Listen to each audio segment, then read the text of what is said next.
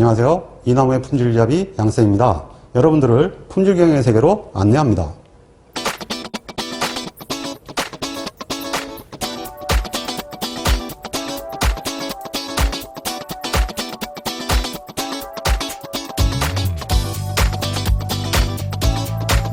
제5강은 수요 예측과 제품 조합에 관한 사항입니다.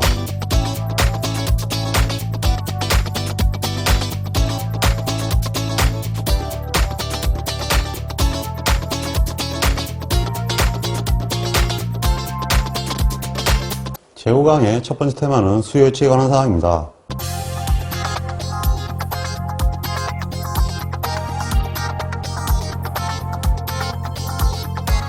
이 수요 예측은 포켓팅이라고 하죠. 이 수요 예측은 기본적으로 생산 계획의 출발점입니다. 실질적으로 이 왜 출발점이 되냐 하면은 생산 계획의 핵심은 사실은 스케줄링에 있는데 이 스케줄링을 하기 위해서는 얼마나 팔지를 결정을 해야 됩니다.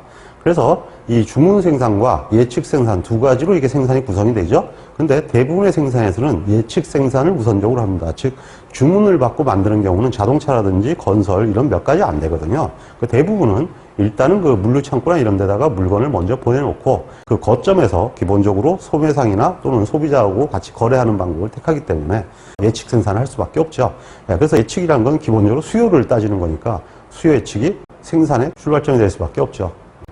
그래서 수요 예측의 정의는 기업의 산출물인 재화나 서비스에 대한 수량 시기 등의 미래의 시장 수요를 추정하는 과정이다. 이렇게 얘기를 합니다. 그래서 수요 예측이 출발점일 수밖에 없죠. 수요 예측은 기본적으로 주관적 예측과 객관적 예측으로 나눠집니다. 이 주관적 예측을 정성적 예측이라고 그러고요. 객관적 예측은 시계열 분석법과 인과형 예측 방법이 있습니다. 그리고 수요 예측의 고려사항으로는 기본적으로 비용과 예측이 얼마나 정확하냐 하는 것과 예측 관련되는 소요 시간을 고려해서 결정하게 됩니다. 그리고 이 수요 예측은 각각의 예측 방법에 대한 유형들과 그 다음에 수요 예측의 고려사항 그리고 이 수요 예측에 대한 평가는 보통 정확성, 적시성, 간편성, 객관성 등을 들 수가 있는데 이러한 수요 예측의 고려사항이나 그리고 이러한 평가 방법들이 이론적으로 나올 수가 있습니다. 굉장히 문제가 어렵거든요. 이런 문제들은 차라리 답을 보고 외우는 식이 오히려 더 편할 수가 있습니다. 그리고 실제로 이제 그 경우에 따라서 이런 것들이 많이 달라지기 때문에 사실 이것이 꼭 맞다고 볼 수는 없어요. 다만 여기서 정확한 것은 정확성과 기본적으로 적시성, 그 다음에 객관성은 분명히 필요하겠죠. 그리고 지나치게 복잡해서도 어려우니까 상당히 좀 이해하기 쉬워야 될 것입니다. 그래서 이제 소요 시간이나 소요 비용이 나와 있는데요. 어쨌든 간에 이런 거는 좀 떠오르기 어렵죠. 이거는 근데 금방 누구나 다 알지 않겠습니까? 그래서 답을 보고 이해하시는 게 오히려 더 빠를 수가 있습니다. 기출문제를 잘 봐두시기 바랍니다. 그럼 먼저 정성적 수요 예측부터 보도록 하겠습니다. 정성적 수요 예측은 어쨌든 뭐 대충 그냥 사람들의 여론조사 비슷하게 하는 거니까 비용이 적게 들고 여러 가지로 쉽게 할 수 있죠. 근데 단점은 정확도가 떨어진다는 거죠. 그리고 정보의 산포가 굉장히 개인의 의견이기 때문에 클 수밖에 없습니다. 이 중에서 가장 그래도 정확도가 높고 그 다음에 신뢰도가 높은 것이 있습니다. 그것이 바로 뭐냐 하면 델파이법입니다. 그러니까 굉장히 정성법에서 잘 나오는 것 중에 하나예요. 정성측법 중에서 신뢰도가 가장 높은 수요 예측 기법이 뭐냐? 그러면 델파이다. 이렇게 얘기를 합니다. 델파이법은 어떻게 하냐 하면은 기본적으로 전문가 100인에게 물었습니다. 그래 100인이 조사를 하잖아요. 그러면 100인들이 어떠한 그 요건에 대해서 범위를 이제 막연하게 제시를 해요. 그러면 1사분위하고 4사분위를 잘라버립니다. 그러면 범위가 가운데가 나오죠. 2사분위에서 3사분위까지. 그 범위를 놓고 거기서 다시 예측을 하게 해요. 그걸 계속 반복하다 보면 범위가 자꾸 줄어들죠. 그래서 어떤 평균값으로 몰고 가는 거예요. 그렇게 되면 전문가들이 의견을 계속 모아가는 형태가 되기 때문에 상당히 신빙성 있는 자료가 나올 수밖에 없죠. 그래서 주로 장기적 시장 전망에 많이 활용됩니다. 델파이법 외에도 소비자 의견 조사나 판매 의견 조사 등의 실무자들을 조사하는 그러한 여러 가지 방법들이 있습니다. 이런 것들은 단기 예측 조사에 활용할 수가 있겠죠. 그리고 처음에 정리된 대로 정량적 수요 예측법은 인과형 수요 예측과 시계열 분석으로 나눠집니다. 인과형 수요 예측은 주로 이제 회귀 분석 모델이나 계량 경제 모델 등을 얘기를 하고요. 기본적으로 결과 원인과의 관계를 모델화해가지고 접근하는 방법입니다. 그리고 시계열 분석법은 기본적으로 시간에 따른 계통적인 변화, 이것을 이용해서 접근하는 방법입니다. 주로 따지는 것이 뭐냐 하면 네 가지 변동을 기준으로 하는데요. 추세 변동, 기본적으로 이건 뭐냐면 증가 또는 감소하는 경향 변동을 얘기하죠. 그 다음에 두 번째는 순환 변동, 이건 경기 변동입니다. 그러니까 1년 이상이니까 보통 순환 변동은 3년 사이클, 5년 사이클 이렇게 얘기하기도 하고요. 조선 같은 경우는 20년 사이클 얘기를 합니다. 그러니까 상당히 장기에 걸친 변화 추세를 반영하는 것을 순환 변동이라고 합니다. 그 다음에 기본적으로 기업들이 갖고 있는 게 시즈널 변동입니다. 계절 변동이죠. 예, 그래서 이 계절 요인을 감안을 해가지고 변형을 시키는 거예요. 그걸 가지고 이제 계절 변동을 따지는데요. 이거 말고도 변화가 일어납니다. 그걸 가지고 뭐라 그러냐면 우리가 불규칙 변동이라고 그러는데요. 이거는 뭐냐면 우연 변동이라고 그러는 거죠. 즉 확률적 변동 내에서의 변화를 얘기합니다. 우연 변동은 확률적 변동 내의 범위이기 때문에 예측이 불가능하죠. 예, 예측이 불가능하기 때문에 기본적으로 불규칙 변동이라고 합니다. 네, 그리고 시계열 변동은 기본적으로 이 추세 변동과 순환 변동, 계절 변동, 불규칙 변동의 공식, T 곱하기 C 곱하기 S 곱하기 I, 뭐 이런 것도 시험에 나오기 때문에 기출 문제를 확인하셔서 잘 검토해 두시기 바랍니다. 자, 그러면 시계열 분석에 관련되는 여러 가지 기법들을 알아보겠습니다. 먼저 정기수요법입니다. 이 정기수요법은 지난번 실적을 그냥 그대로 반영하는 거예요. 그러니까 이제 이거는 뭐 사실 예측이라고 하기엔 뭐하죠. 그냥 실적을 그냥 그대로 반영하는 방법이다. 이렇게 볼 수가 있고요. 실제 이제 그 기법이라고 할 수 있는 것은 최소자산법부터죠. 이 최소자산법은 결국은 이게 회귀 분석법을 얘기합니다. Y는 A 플러스 BX. 그래서 그 시험 문제가 어떠한 형태를 1, 2, 3, 4월 달 추세가 어떻게 된다. 이렇게 주고 나서 5월 달에 예측액은 어떻게 되냐. 그러면 이 데이터들을 가지고 이거를 만들어서 여기다가 5월 거를 집어넣게 되면 예측값이 나오게 되죠.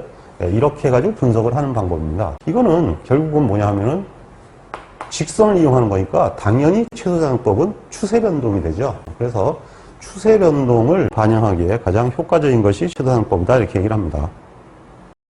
그 다음에는 이동평균법입니다. 이동평균법도 역시 마찬가지로 이렇게 월별로 이렇게 양을 주면 예를 들면 이제 이 데이터들을 이렇게 줬을 때 이쪽에 6월달에 예측하시오 그러면 최소자산법과 달리 여기는 어떻게 하냐면 어떠한 형태를 평균을 내는 거죠. 그래서 평균을 내가지고 예측값으로 쓰는 거예요. 그래서 무빙 에버리지라고 우리가 보통 얘기하지 않습니까? 네, 이런 식으로 해서 하는데 이렇게 되면 보통 4개월이나 5개월 정도를 묶여서 얘기를 하게 되면 기본적으로 이게 계절 변동이 보통 4개월 단위니까 계절 변동의 분석이 용이해지죠. 그래서 이것은 계절 변동을 용이하게 하는 방법이다. 보통 이렇게 얘기를 합니다. 그렇지만 이동평균과 달리 가중이동평균법이 있는데요. 가중이동평균법은 최근 실적의 가중치를 높이는 거예요. 그래서 이쪽에 가중치를 높게 두게 되면은 가장 근처의 값들에 대한 영향도를 높이는 거 아니겠습니까? 이렇게 되면 기본적인 이동평균법이 계절 변동에 강점을 주고 있는데 반해서 이것은 최근치를 많이 주게 되니까 최근의 경향을 많이 반영할 수 있죠. 그래서 추세 변동의 대응이 용이하다. 이렇게 알려져 있습니다.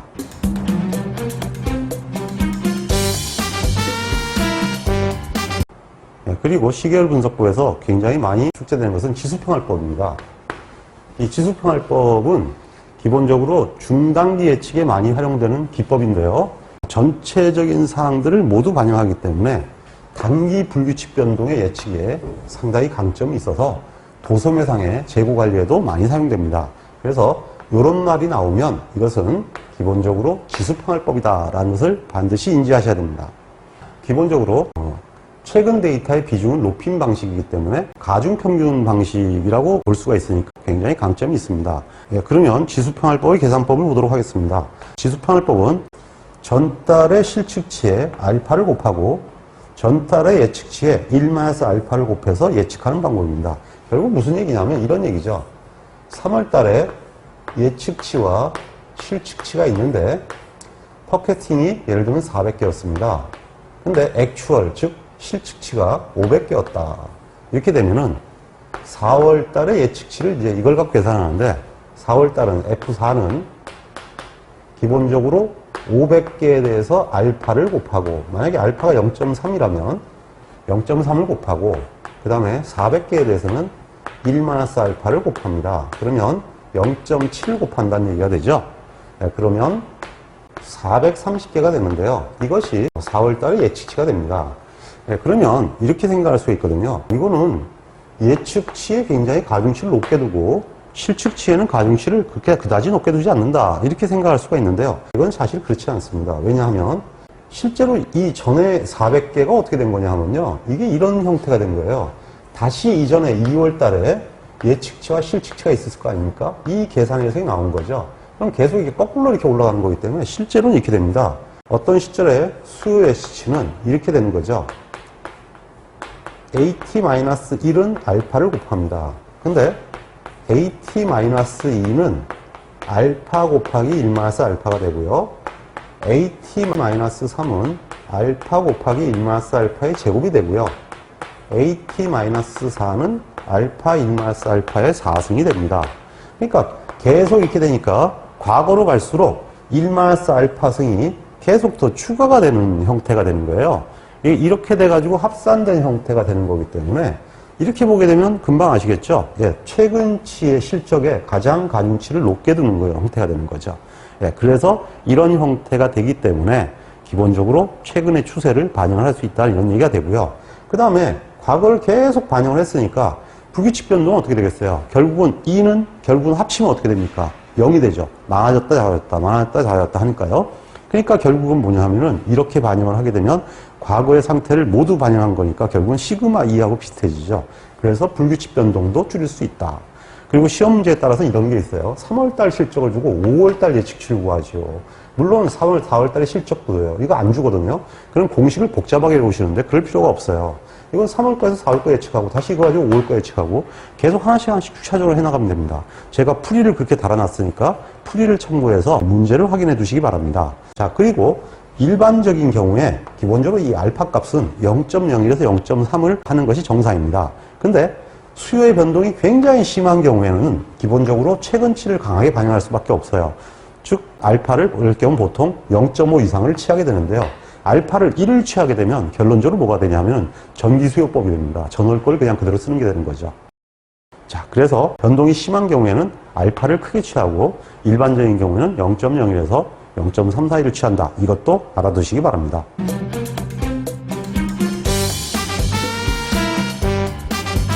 자, 그러면 이번에는 수요 예측이 잘 되는지 못 되는지 알아야겠죠? 실제로 회사에서는 지수평할법, 최소사양법, 그리고 이동평균법 등을 가지고 한번 적용을 해본 뒤에 무엇이 우리 회사에 가장 적합한지를 알아야겠죠? 그래야 앞으로 그걸 계속 쓸 거 아닙니까?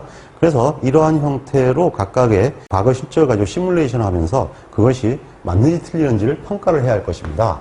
이 평가를 할 때 기본적으로 예측 기법이 옳으냐 틀리냐는 대개가 그 예측 기법이 얼마나 정확하냐, 그 다음에 얼마나 현실성이 있고, 그 다음에 적용하기가 쉬운가, 뭐 이런 것들이 대충 예상이 되겠죠. 그래서 앞에서 설명한 대로 이런 것들이 평가의 3요소가 되는데요. 이것을 평가하는 대표적인 기법이 바로 뭐냐 하면은 추적 지표라고 합니다. 이 추적 지표는 트랭킹 시그널, 그래서 TS 지표라고도 합니다. 자, 이것을 적용하는 과정을 보도록 하겠습니다. 먼저 누적 예측 오차라는 것을 구합니다. 이 누적 예측 오차는 책에 따라서 RSFE라고 소개되어 있는 것도 있고요. 물론 이제 포캐스팅 에러 해서 FE가 되고요. 러닝 썸이다. 그러니까 이제 계속 합친 것이다 이런 얘기고요. 이것을 러닝 썸이라고 하지 않고 그냥 큐뮬레이티브를 써가지고 CFE. 그러니까 뒤에 어쨌든 FE는 공통적으로 들어가죠. 포캐스팅 에러를 누적한 것이다. 이렇게 볼 수가 있는데요. 이 RSFE가 됐던 CFE가 됐던 어쨌든 실측치에서 예측치를 빼서 계속 더한 거예요. 계속 누적한 거죠. 이렇게 해서 하나 구하는 지표가 필요하고요. 두 번째는 MAD라고 우리가 배우진 않았죠. 이것이 뭐냐면 Absolute Deviation, 절대 편차라는 거죠. 절대 편차인데 평균이죠. 그래서 절대 평균 편차라고 합니다. 그러니까 이건 뭐냐 하면은 이 두 개의 차이의 절대 값을 더해서 N으로 나눈 거예요. 이것을 MAD라고 합니다. 그 다음에 평균 제곱 오차는 뭐 이거는 당연히 알겠죠? 그냥 평균 제곱입니다. 쉽게 얘기해서 오차는 빼도 되니까요. 그냥 MS 그러도 되는데요. 그러니까 이게 바로 뭐예요? 예, 편차 제곱 합을 N으로 나눴으니까 편차 제곱 평균이죠 뭐. 그래서 편차제곱 평균, 이 자체를 기본적으로 편차제곱 오차라고 쓴 거죠. 예, 그러면 이거 MS이다 이렇게 얘기를 하는데 그냥 우리가 알고 있는 MS다 뭐 이래도 상관없는 거죠. 자, 이 MS는 구분하시겠죠?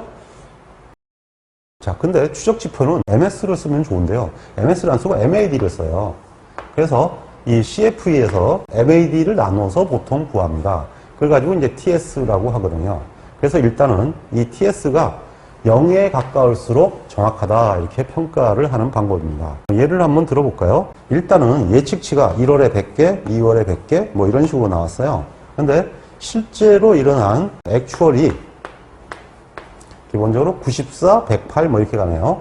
그러면 A-F를 해야 되거든요. A-F를 하면 마이너스 6, 이거는 8, 여기는 10, 여기는 마이너스 4가 되네요. 자, RSFE는 뭐예요? 예, 이것을 무조건 더하는 거죠. 무조건 더하니까 마이너스 6이고 마이너스 6 더하기 8은 플러스 2가 되죠.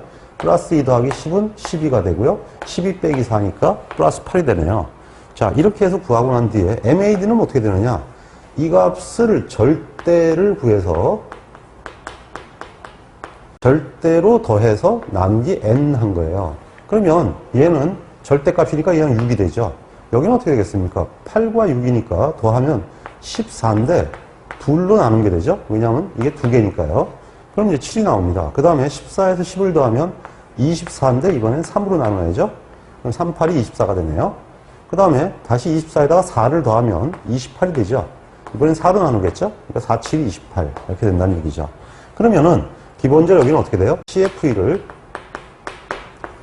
MAD로 나누는 거니까 기본적으로 얘를 얘로 나누면 되는 거죠. 그러니까 이거 나누면 어떻게 됩니까? 마이너스 1. 그 다음에 이걸 나누면 0.3. 예, 이걸 나누면 1.5. 그 다음에 이걸 나누면 1.1. 거의 0 가까이에서 움직이고 있죠. 만약에 이것이 증가 추세를 보인다면 팟캐스팅 양이 작다는 얘기가 되고요. 이것이 계속 감소 추세를 보인다면 팟캐스팅 양이 너무 과다는 얘기가 됩니다. 결론적으로 계속 누적돼 가면서 값이 0에 수렴돼 가는 형태를 보이면 그 회사의 예측은 상당히 정확하다고 볼 수가 있다는 얘기가 되죠. 네, 이렇게 평가하는 방식을 추적지표라고 하고요. 실제로 시험 문제에서도 이 추적지표에 관한 것이 곳간 나오니까 주의하시고요. 그리고 심지어는 이러한 형태의 그 관계도 나온 적이 있습니다. 즉, 기본적으로 1시그마는요, 1.25 MAD가 되거든요. 어바우트 값입니다, 물론. 이것도 시험에 나온 적이 있으니까 참고하셔야 합니다. 자, 그러면 지수평할법을 예를 들어서 한번 풀어보도록 하겠습니다. 7월에 판매 실적치가 2만 개였습니다. 근데 판매 예측치는 7월에 2만 2천 개였네요. 8월에는 판매 실적치가 2만 5천 개였습니다. 근데 7월과 8월의 실측치를 고려해서 9월에 예측치를 구하려고 합니다. 얼마냐? 단 알파는 0.1을 적용한다고 했습니다. 그러면 이것이 일반적으로 좀 복잡한 공식을 알 필요가 없이 그냥 단계적으로 계산하면 됩니다. 왜냐하면 축차 계산 방식이기 때문이죠. 자, 그럼 먼저 이거부터 계산하면 돼요. 그럼 이 값을 계산하면 어떻게 됩니까? 기본적으로 8월의 예측치는 팟캐스팅에는 1마이너스 알파를 곱하고 A에는 알파를 구합니다. 예요. 예, 예측이니까 그래서 아치를 곱하고 여기는 이렇게 하는 거예요. 그러면 기본적으로 F가 전달에 22,000이고 알파가 0.이니까 여기는 0.8을 곱하면 되죠. 예, 그리고 여기는 2만이니까 2만에다가 0.2를 곱하면 21,600이 됩니다.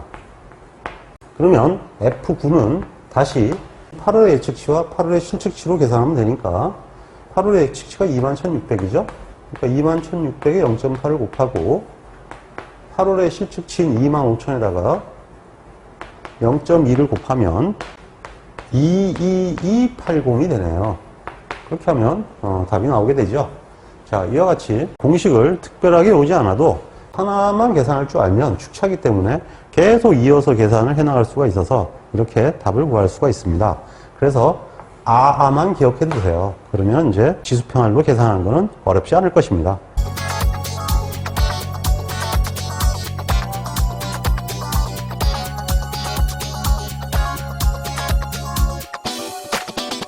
제5강의 두 번째 테마는 제품 조합에 관한 사항입니다.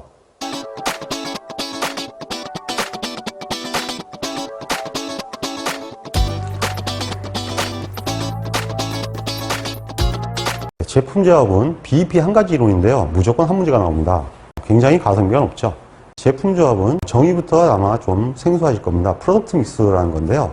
제품을 섞는다. 이런 얘기죠. 근데 그것이 뭐냐 하면 최대 이익이나 최소의 코스트로 생산할 수 있도록 제품을 어떻게 생산할까를 결정하는 거예요. 그러니까 뭐를 많이 생산하고 뭐를 적게 생산하는 것이 이익이냐. 그래서 생산을 조합을 따지는 거예요. 그래서 실질적으로 이 제품 조합의 정의는 이익이나 코스트 이런 말이 나올 때 해당된다는 걸 알고 거기서 답을 찾으시면 되는 거죠.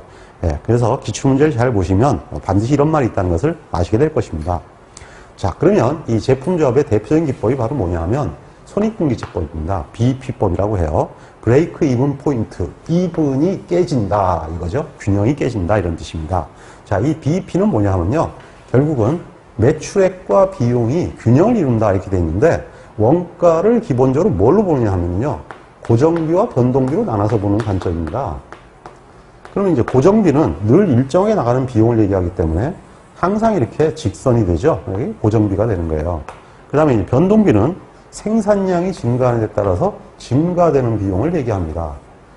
그리고 매출액은 기본적으로 변동비보다는 커야겠죠. 예, 당연히 매출액이 변동비보다 기울기가 커요.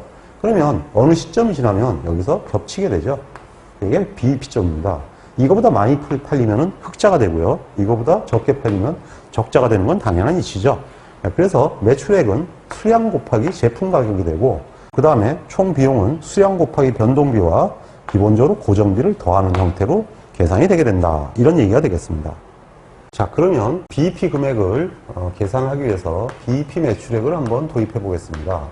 그럼 이 BEP 매출액은 균형이 고정비 플러스 변동비가 균형을 이루는 점입니다. 그러면 기본적으로 이것을 이쪽으로 옮기면은 BEP 매출액에 마이너스 변동비 이퀄 고정비가 되는데요. 지금 우리가 구하는 건 이제 BEP를 구하고 싶으니까 BEP로 묶으면은 기본적으로 이건 1이 될 것이고요. 이것은 매출액 나누기 변동비가 될 것입니다. 그리고 이것이 이제 고정비가 되겠죠. 그러면 BEP는 고정비를 1 마이너스 매출액 분의 변동비 이렇게 나누는 형태가 되는데요. 요 자체가 바로 뭐냐면요. 매출액의 변동비이기 때문에 이것이 변동 비율이 됩니다. 그래서 이 공식이 나온 거죠. F를 기본적으로 1-S분의 V로 계산할 수 있게 만들어졌고요. 얘가 변동 비율이니까 1- 변동 비율분의 고정비다 이렇게 되고요. 이 변동 비율을 빼면 이것을 한계 이익률이라고 합니다. 공원 이익이라고도 해요. 예, 그래서 이렇게 표현하는데 이 한계 이익률로 나누는 관점이 되죠. 그래서 기본적으로 이제 저렇게 하면 이제 BEP가 나오는데 이번엔 거꾸로 어떠한 이익을 확보하는 점을 계산하고 싶다 그러면은 이게 고정비 아닙니까? 그래서 얘를 어떤 정기적인 이익을 확보하고 싶다면 고정비 플러스 이익 목표액을 플러스 해가지고 이 비율로 나누게 되면 이것이 이익이 포함된 목표값이 나오게 되죠. 그래서 단순히 BEP만 구할 수 있는 것이 아니고 이 목표값을 설정할 수도 있습니다. 그리고 기본적으로 이제 이 고정비를 계산할 때는 이렇게 계산할 수 있다는 얘기죠. 이것이 기본적으로 이쪽으로 넘어가면 BEP와 한계 이익률을 곱한 게 되죠. 그러니까 BEP는 가격에다가 생산량 아니겠습니까? 단가. 그러니까 판매 가격에 생산량을 곱하면 BEP 생산액이죠. 그러니까 BEP 생산액의 한계 이익률을 곱하면 그러니까 거꾸로 고정비가 나오게 된다. 뭐 이런 얘기가 됩니다. 그래서 시험 문제에서는 단가와 한계 이익률과 생산량을 주고 고정비를 구하시오라는 문제도 출제가 되어 있습니다. 자, 그러면 손익분기점을 분석하기 위한 기법들을 보도록 하겠습니다. 손익분기점을 분석하는 건 기본적으로 똑같아요. 고정비를 한계 이익률로 나누면 기본적으로 BEP가 됩니다. 근데 이건 똑같은데 다만 한계 이익률을 어떻게 계산하냐에 따라 가지고 몇 가지 기법은 나눠집니다. 대표적인 것이 평균법인데요. 평균법은 품종별 한계 이익을 다 더해서 품종별 매출액 합계를 나누는 겁니다. 이렇게 되면 전체의 비용을 다 고려했기 때문에 기업의 이익계획 수립에 효과적으로 활용할 수가 있습니다. 반면에 기준법은 기본적으로 기준 품목의 한계이익률로 계산합니다. 그러니까 전부 다 계산하는 것이 아니라 회사의 기준이 되는 것 한 가지만 하기 때문에 그 제품이 얼마만큼 팔면 이익이냐라는 걸 알 수가 있죠. 그러니까 주력 기종을 분석할 때는 기준법을 사용하는 것이 효과적이죠. 그리고 품종별로 한계이익률을 별도로 계산하는 방법이 있는데요. 이것은 뭐냐 하면 그 제품을 언제 파는 게 좋은지 또는 일정 계획 수립이 언제 유리한지 뭐 이런 거를 따질 때 이제 보통 사용하는데 새로운 제품이나 뭐 이런 것들을 따질 때 주로 이제 쓰게 되겠죠. 그리고 절충법은 개별법에다가 평균이나 기준법을 절충해서 고려하는 방법인데요. 이건 왜 그러냐 하면은 앞으로 이제 어떤 시점에서 제품 조합을 할 때 이 제품의 비율을 어떤 식으로 바꿔야 되느냐 뭐 이런 것들을 검토를 해야 되는 거니까 그럴 때 사용하는 거죠. 즉 제품 조합에 유리한 것이 절충법이 됩니다. 이렇게 한계이익률을 계산하는 방법에 따라서 분석 기법을 나누고 있습니다. 일반적으로 BEP 이외에도 선형계획 등을 이용해서 제품 조합을 검토할 수 있습니다. 자, 그러면 학습서를 이용해서 손익분기점 분석을 한번 해보도록 하겠습니다. 각 제품의 매출액과 한계이익률이 다음과 같다 이렇게 얘기했죠. 근데 평균 한계이익률을 사용하래요. 평균 한계이익률은 어떻게 되겠습니까? 자, 그러면 한계이익률은 한계이익액을 매출액으로 나누는 것이니까 한계이익액은 500 곱하기 0.2 플러스 300 곱하기 0.3 플러스 200 곱하기 0.3이 되네요. 그리고 매출액은 500 더하기 300 더하기 200이니까 기본적으로 4분의 1이 나오네요. 자, 그러면 BEP는 고정비를 한계이익률로 나누는 것이니까 고정비가 1,300만 원이라고 했죠. 1,300을 한계이익률로 나누면 5,200만 원이 됩니다. 자, 여기서 만약에 기준법이란 뭐냐 하면은 예를 들면 A 품목을 기준으로 한다 그러면은 기본적으로 100만 원을 500으로 나누는 게 되죠. 그러니까 0.2로 나눈다는 얘기가 되고요. B 품목을 기준으로 하게 된다면은 90만 원을 300으로 나눈 개수를 기준으로 하면 된다는 얘기가 되는 거죠. 이와 같은 식으로 어떠한 특정 전략 품목을 적용하게 되면 기준법이 되고 이와 같이 전체적인 평균 금액을 적용하면 평균법이 됩니다.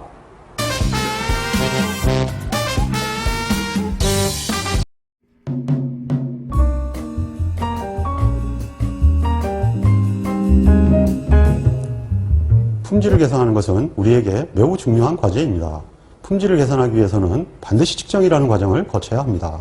측정할 수 없으면 계산할 수 없기 때문입니다.